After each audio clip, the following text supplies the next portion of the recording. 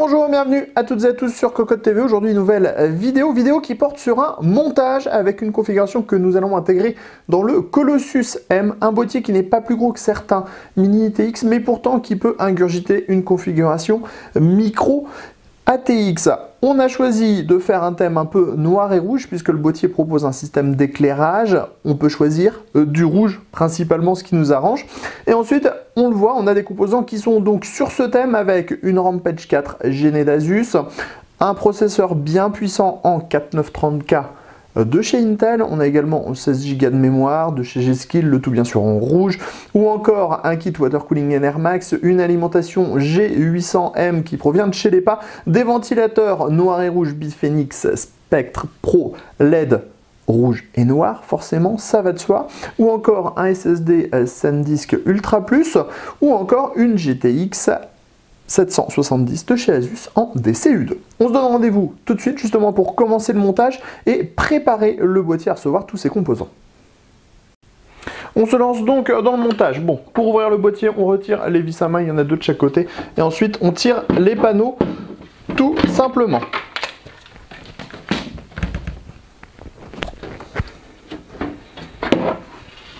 Voilà qui est fait. Ensuite, de base, vous avez une platine à cet endroit-là. Pour les disques durs et les SSD, on l'a retiré pour les besoins de la vidéo, on la remettra en dernière. Ensuite, on va démonter les ventilateurs qui sont présents de base pour remplacer le tout par du Spectre Pro LED. Donc vous allez voir, c'est très simple, c'est très rapide. On retire celui-ci puisque c'est là que va venir notre kit Water Cooling.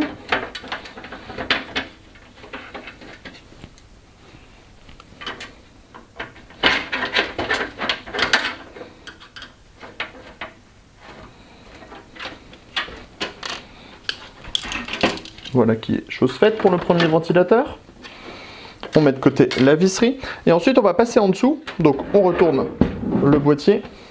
On attrape le cache. On retire le cache. Vous voyez, ça libère des espaces. Et ensuite, on retire de nouveau les 4 vis.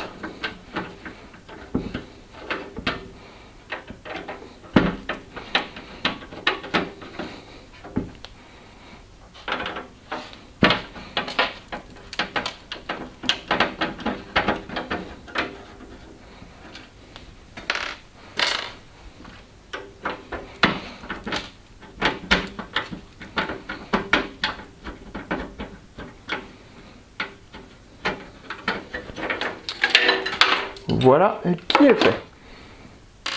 Une fois qu'on a retiré tout ça, on va passer sur le dessus. Donc sur le dessus, vous avez la trappe amovible. On l'ouvre, on la pousse par en dessous, on la retire, c'est filtré. Et donc ici, on trouve deux emplacements en 120 mm. On va donc placer nos deux ventilateurs en aspiration pour apporter de l'air frais à l'intérieur de la machine. Donc on prend nos ventilateurs, il suffit de les positionner comme ceci. Vous voyez, on est juste au-dessus des trous de fixation. On s'arme d'un tournevis.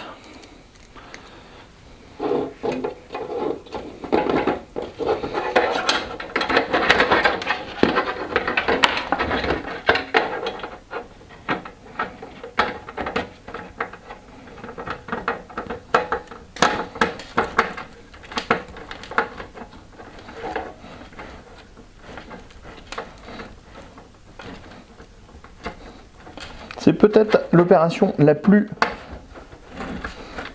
difficile parce qu'on a assez peu d'appui en fait à l'intérieur du boîtier. On va donc mettre la première vis comme ceci. On va ensuite tourner légèrement le boîtier. La vue à la caméra va être un peu moins sympathique, mais on a besoin de pouvoir forcer un petit peu plus.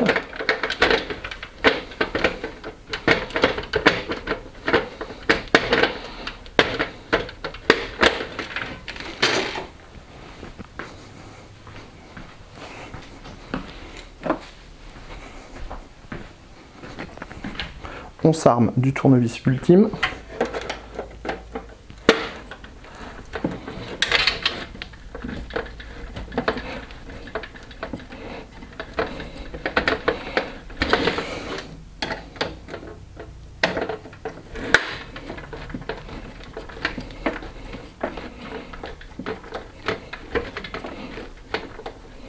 Il faut savoir que pour les vis de ventilateur, surtout quand c'est la première installation dans le ventilateur, il faut faire les pas dans le cadre du ventilateur.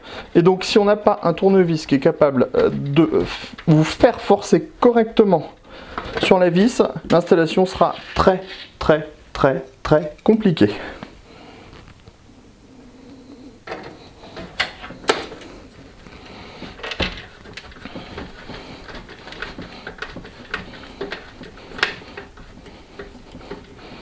Voilà, on a installé le premier. On va pousser les câbles pour pas que les câbles puissent nous gêner pour l'installation du second ventilateur. On prend notre deuxième ventilateur, on met les câbles sur le dessus pour pas être gêné et on recommence la même opération.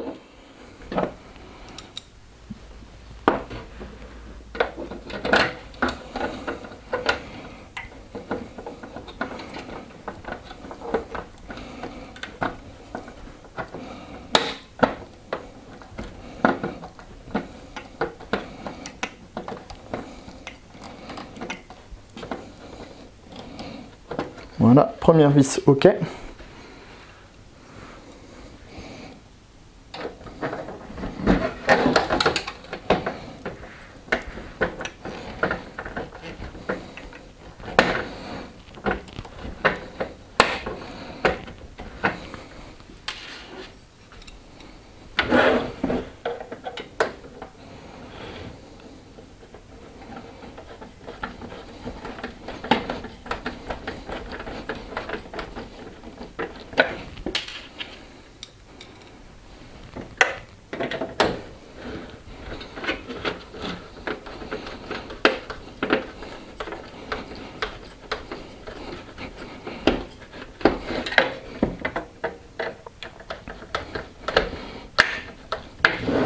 Voilà, qui est donc fait. On a nos deux ventilateurs 220 mm sur le dessus. Maintenant que l'installation est faite, on n'a plus qu'à remettre notre plaque sur le dessus et à fermer.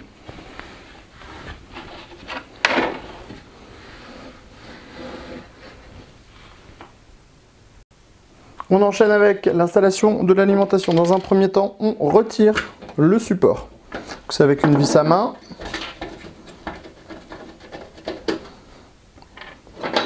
On retire ce support d'alimentation qu'on va venir installer à l'arrière du bloc d'alimentation.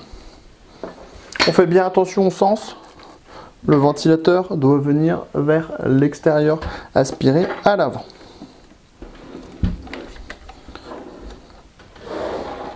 On place donc le support.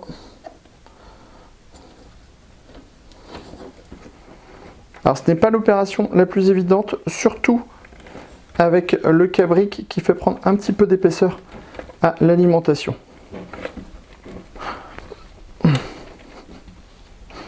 Une fois le support en place, on fixe ce dernier au bloc avec 4 vis.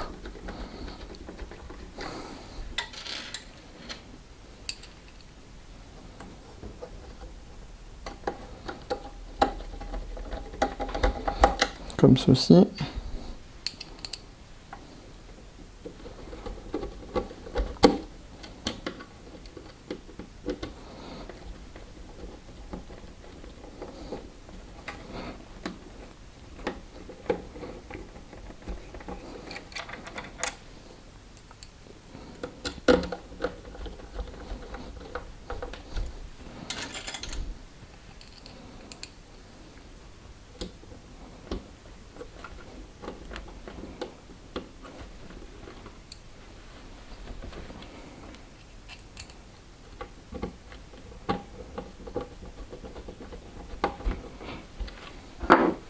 Une fois le support en place, on reprend notre alimentation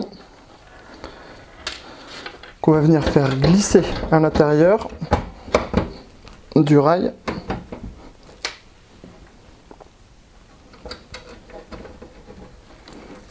Ensuite, on vient rebloquer le support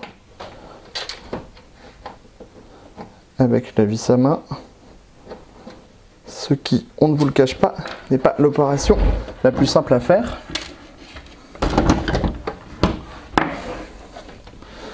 Car il faut absolument que le support soit bien fixé et dans les encoches à l'arrière.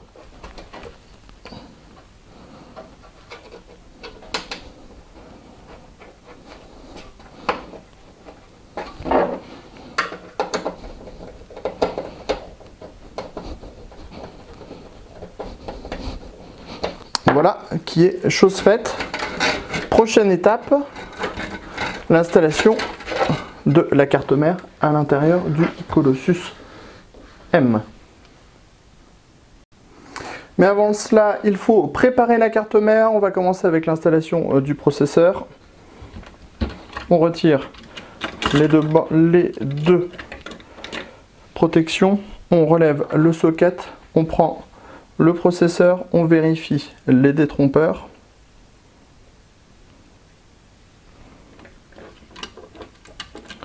On met le processeur en place. On referme le premier côté. On passe la protection par-dessus le socket, on appuie et on vient faire de même avec la deuxième protection. Ensuite, la mémoire. Les taquets sont ouverts, bord court, bord long, bord court. On prend la barrette mémoire et on vient tout simplement la clipser à l'intérieur du slot. Ensuite, on le voit, bord court, bord long.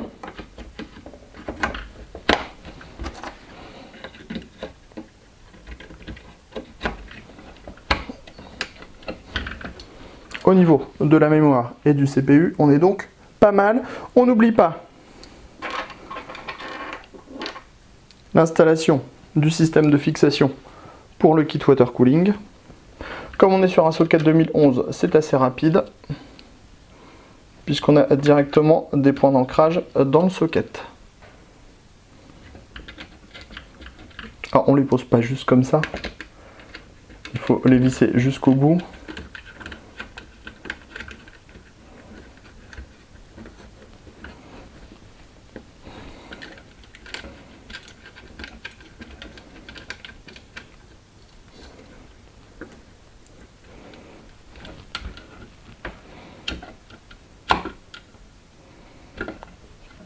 Comme ceci. Maintenant, nous pouvons installer la carte mère dans le boîtier. On installe maintenant la carte mère et dans un premier temps, la backplate à destination des ports de la carte mère. Elle prend place dans le fond. On l'attrape. On appuie.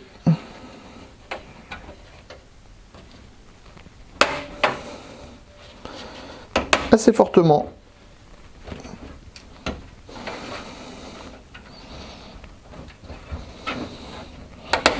Pour que cette dernière se mette bien en place, c'est pas toujours l'élément le plus simple à monter dans un boîtier. Ensuite, on prend notre carte mère qu'on va légèrement passer de travers pour passer dans cette encoche.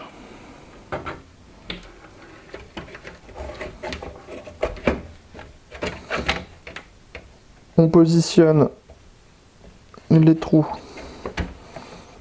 au-dessus des plots de fixation. Une fois que c'est fait, on prend un tournevis, si possible aimanté, et on vient fixer la carte mère au plot.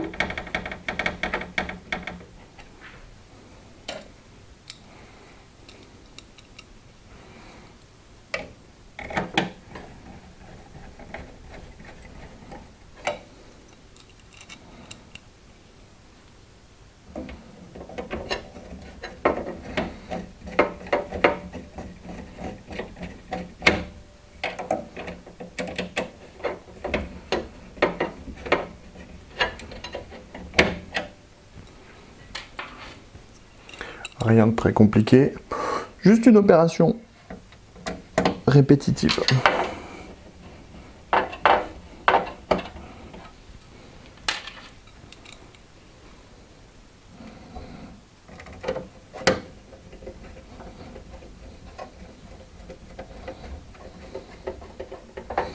Voilà en gros qui est chose faite. Une fois que vous avez tout bien vissé, tout mis à l'intérieur de votre boîtier, vous pourrez passer par exemple au AIO.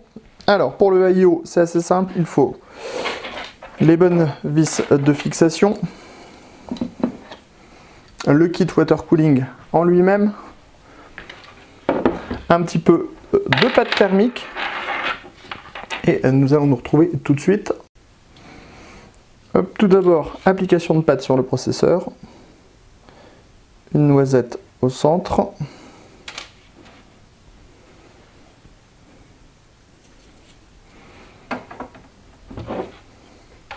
on va ensuite déterminer un petit peu le sens dans lequel on va installer notre kit. Donc on le voit, on a ici les pattes de fixation. Et l'idéal serait de le monter tout simplement comme ceci, ce que nous allons faire. On va tout d'abord fixer le waterblock. Donc on a des vis de fixation plutôt pratiques avec les ressorts donc qui appliqueront la bonne pression automatiquement.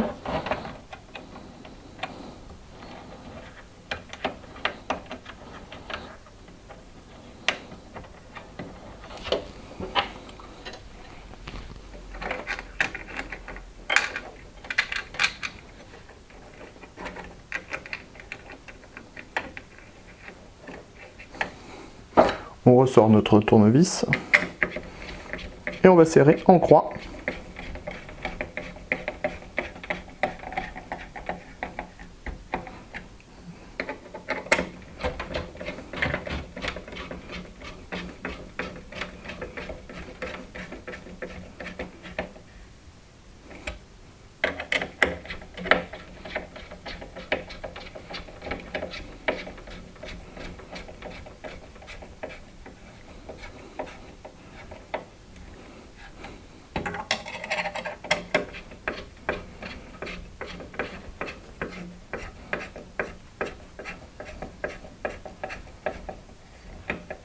Voilà. On va ensuite brancher notre câble au CPU fan avant d'être bloqué par le radiateur de water cooling.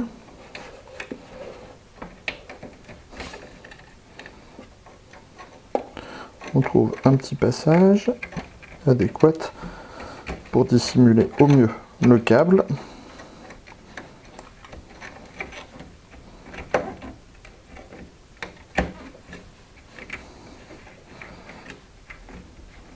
Comme ceci.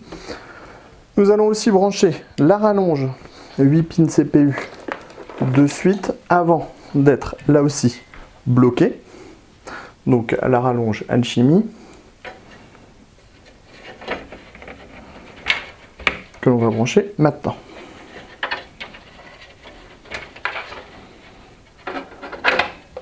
On va maintenant pouvoir fixer le ventirad au boîtier.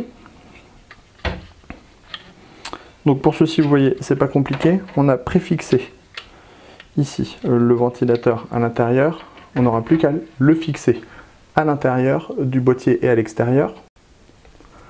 On récupère notre rad, on le positionne comme il faut.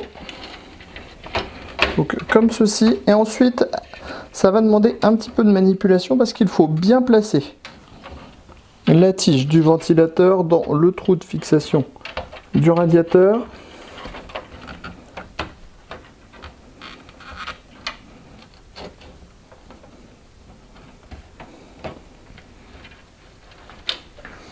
Ce qui n'est pas forcément le plus évident. Alors, on a réussi sur le premier.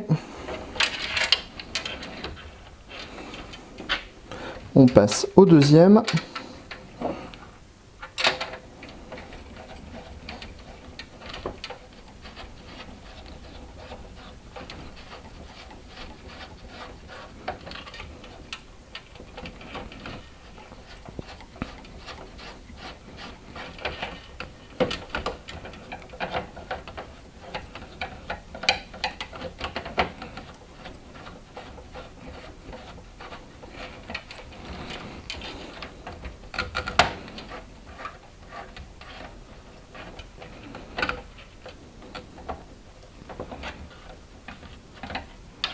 Alors, on le disait, c'est vraiment une opération qui est hyper délicate.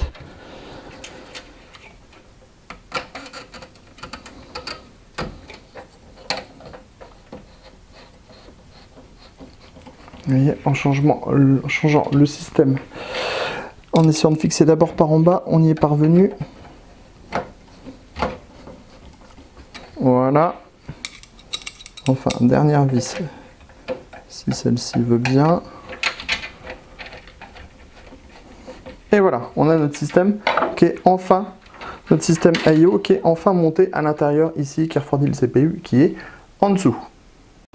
Passons maintenant aux cartes graphiques. On va faire une petite démonstration à ce niveau-là en installant une carte qui occupe 2 slots, une carte qui occupe 3 slots et 2 cartes en SLI, donc pour 4 slots. Tout d'abord, on relève le système de fixation, ce qui va permettre de retirer les différents caches des équerres. Donc on va retirer nos 4 caches directement puisque on sait qu'on va monter de 2 à 4 slots. Ensuite, vous allez voir, c'est plutôt assez simple. On va prendre tout d'abord notre DCU2.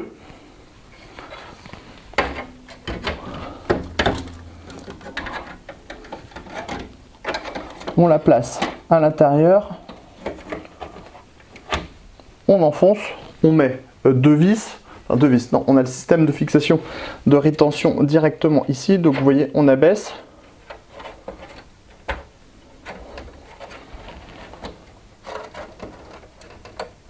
Ça passe dans les trous de fixation, on resserre et la carte est directement maintenue. Donc on le voit avec une carte de slot, pas de souci.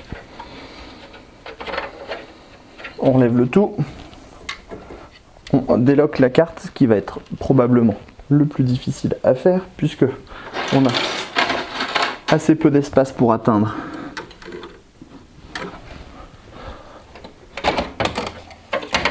le système, voilà. Avec 3 slots, on va le voir, c'est pas vraiment plus compliqué.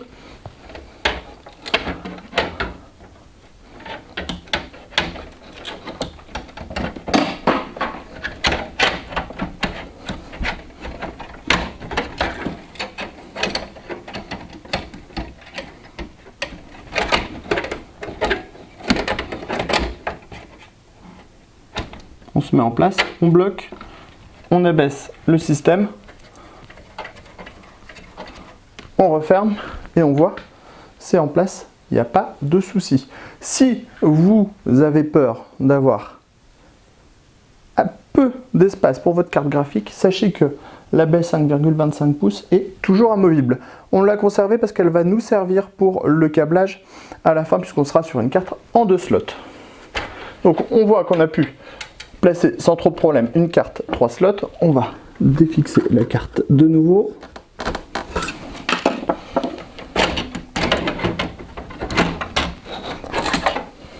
Comme ceci. Et on va donc installer maintenant les 2 cartes en SLI.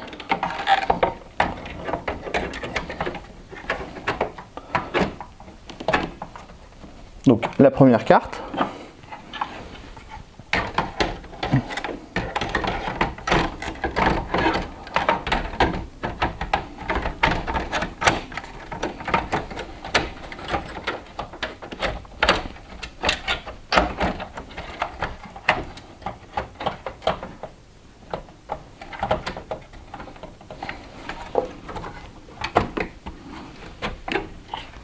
Les 2 cartes, on abaisse le système de fixation et on le voit, les cartes sont bloquées et maintenues et on a bien nos 2 cartes en SLI si on en a besoin. On va réinstaller tout de suite la carte double slot. Donc on relève le système de fixation.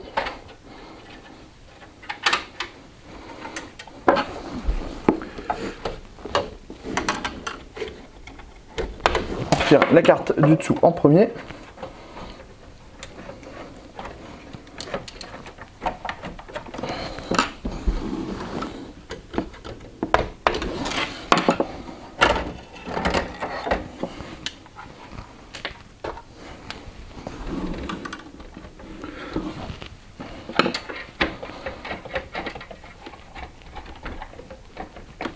Et on retire la seconde carte. C'est toujours assez difficile avec ces taquets parce qu'il faut alterner entre avancer et reculer.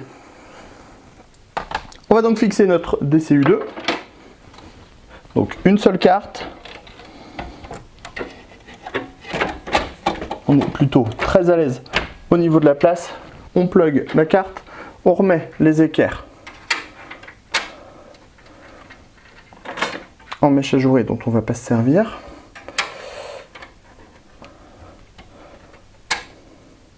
On abaisse le système de fixation.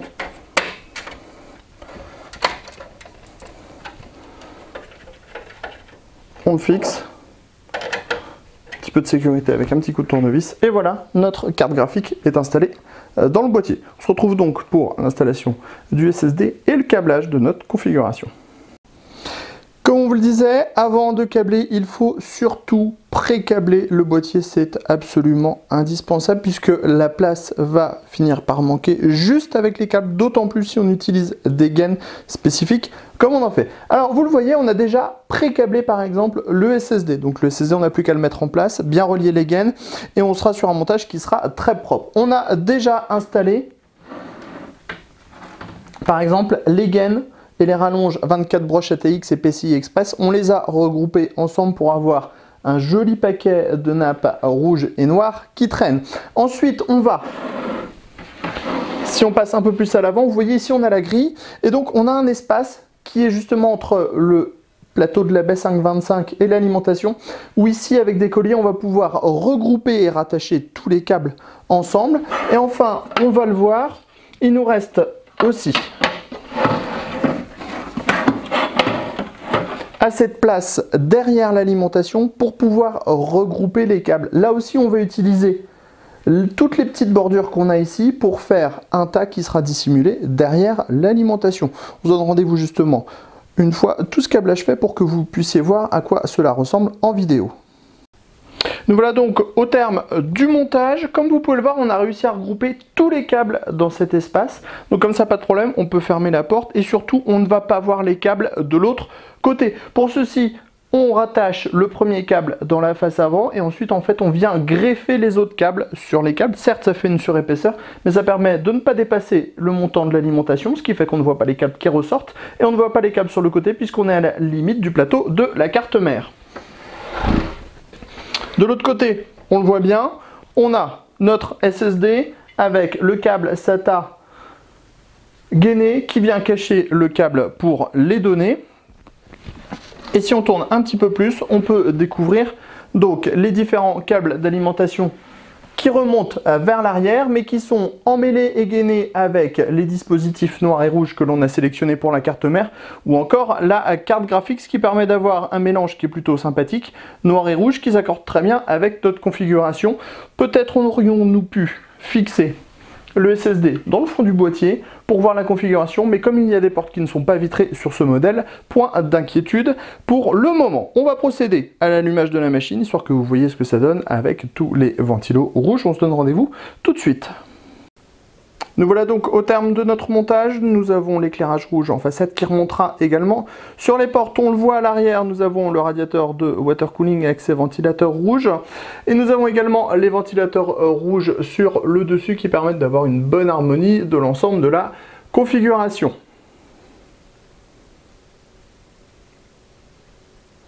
C'était le montage d'une configuration dans le Colossus M de Bitfenix. C'était par la team Cocotland sur Cocotte TV. Sur ce, on vous dit à très bientôt.